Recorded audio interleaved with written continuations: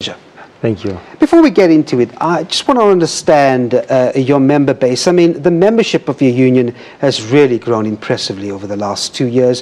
Why is it that workers have rushed to AMCU? AMCU, it's a union that doesn't take decision without getting a mandate from the workers. Workers are the one that controls the union. So we respect the voice of our members, and we give them their rightful space for their union. It has been a very emotive 2 years, though, hasn't it? What do you think your role is with regards to handling emotion among your members, especially with such a volatile issue like wage negotiations? I think it's not that there are motions. Motions have been created before 1994. So those emotions hasn't been addressed. The emotions of inequality, the skew economy that doesn't address the plight of the majority of the South Africans. So those emotions, they cannot just be leveled to myself as a president of AMCU. It's a combination of many factors. How prepared is AMCU for the potential strike on Thursday? I mean, you had some AMCU shop stewards addressing the media yesterday from 3 different mines, saying that, you know, there isn't a battle plan. This time around, the mining companies look like they're fighting on. Is there agreement? Is there consensus among the AMCU membership? You'll remember the same SABC as early as this January, early January. There were clips that were played that the members of AMCU are leaving AMCU, joining NUM from Impala Platinum. We called a meeting. Your SABC was there, even though the clip was never played in your prime time. But the majority of our members did give us a go-ahead to give the employer a notice, overwhelmingly, which they still trust the leadership of AMCU. And even online, they were talking on their individual basis that AMCU is a vanguard for the working class. And we also go to the Lonmin. The stadium, Vonderkop, was full to capacity, and still the members of AMCU feel very strong that AMCU is still the way to go. On Sunday, we were at Olympia Stadium in Rustenburg. Also, the stadium was full to capacity. Workers voted for the strike. Let's come to those that you were giving them a space for the interview. George Jobega, he was expelled by his branch last year, November. The Tebe was also expelled by his branch, so he's no longer a member of AMCU.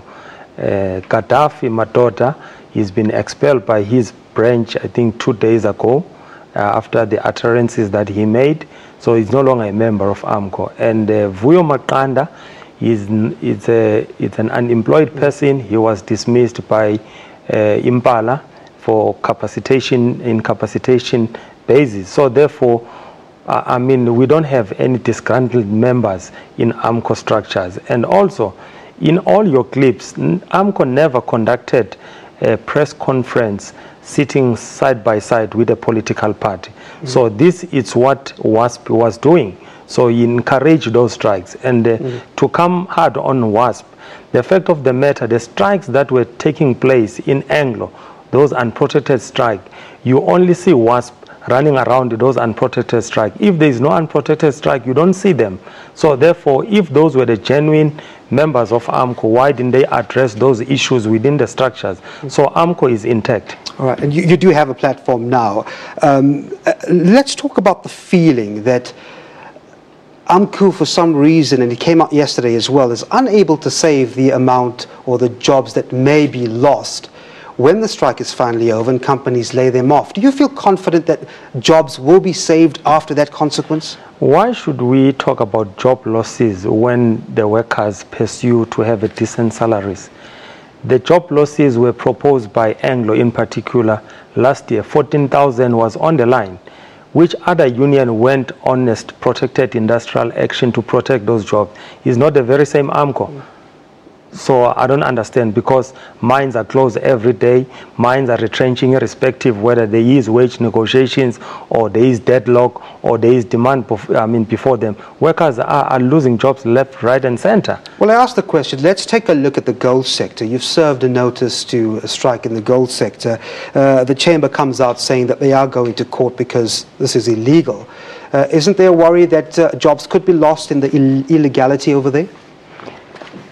As the gold sector, remember, gold sector, NUM concluded on 8%, from 60% mandated and to 8%. And hence AMCU didn't agree on that. Our members mandated us not to sign. It's their right to approach a labor court. So we'll meet them tomorrow at labor court. We're going to defend our rights of our members. All right, fair enough. You didn't sign that. I wanted to ask you, Joseph, with regards to the government brokered peace agreement, the main sticking point, why hasn't AMCU put pen to paper on that agreement? It's very simple. We did put our proposal, because remember, it was a draft document where each stakeholder has to put the inputs in that agreement. And our inputs were never considered into that effect. And two, the agreement also, it was trying to address the issue of Labor Relations Act, of which if there was some other submission, they should be taken through to NEDLEC, to the Parliament.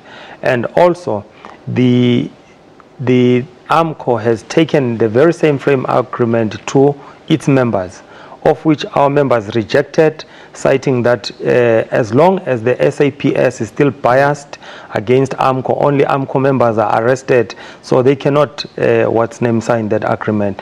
But they commit to peace in every instances. What do you say to people that say, well, you haven't signed a number of agreements, including that, so there isn't enough evidence to show that AMCU and its leadership is not really solution-orientated?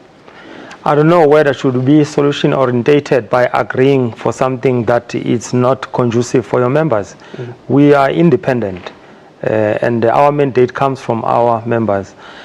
Because now there is this notion that the Marikana massacre was caused, people were killed because AMCU was there, which is baseless.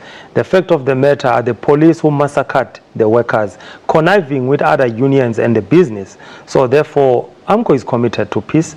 And even to this strike, in all our mass meeting, we made it clear that no member should carry any dangerous weapon. No person who wants to report to work should be intimidated, will cooperate with the police. So therefore, it's a strike like any strike. Why NUM was on the strike recently, we at Platina, we never had people asking whether there will be violence and what. It's just AMCU has been associated with violence for a reason that is known from those sources. The economy is still feeling the brunt of the strikes in 2012. And let's just talk about the positioning of the strikes now. You heard the finance minister saying yesterday and warning all parties, not just the union, that the economy would suffer. What did you make of those remarks? It's quite unfortunate that whenever the working class pursue to have a decent salary and decent employment or decent life, the economy become very serious is what is being addressed.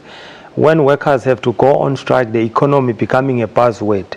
But when the economy is booming, I've never had any economist, any minister, be Mr. Pravin Gordhan, telling the employers that look after your laborers or your employees. I've never had that. So therefore, I think it's high time. Since 1994, the pay structures that is being used by these employers is the same pay structure that has been used by Jan Smart in the donkey years ago, in the Paul Kruger's day. So now, when will the life of the workers change?